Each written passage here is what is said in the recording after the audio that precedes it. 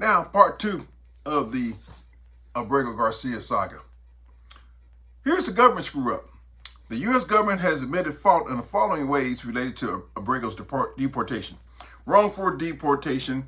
An Immigration and Customs Enforcement, ICE, official filed a sworn declaration admitting that Abrego's March 2025 deportation to El Salvador was an administrative error.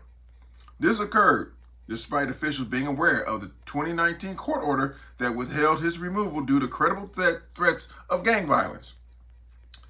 Violating a court order.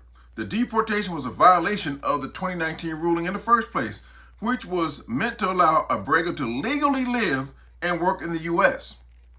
Political messaging versus court admission.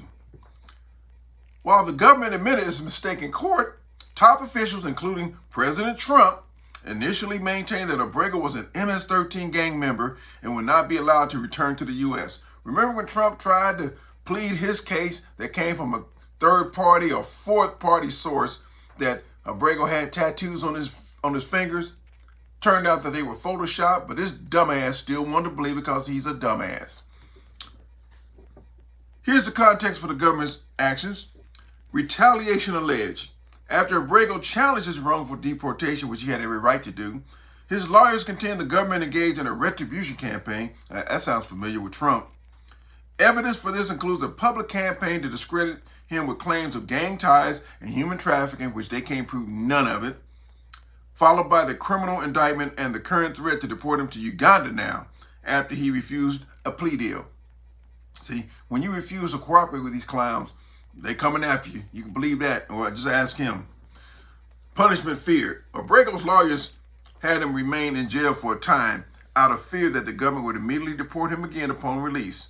And this fear was realized on August 25th, 2025, when ICE re-detained him during a check-in just days after his release, a couple days ago, from criminal custody and began deportation proceedings to Uganda.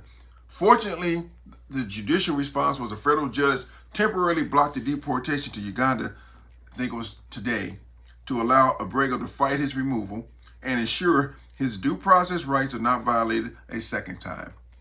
That's what's going on, folks. Scam Bondi can't let this go because it's embarrassing for her. And she stood up here next to Trump, her puppet master, and talked about how Abrego needs to go to jail and he needs to go to prison. He's this, he's that, he's a trafficker and all this shit. But yeah, still, they trying to cut Ghislaine Maxwell some slack. Bitch, please.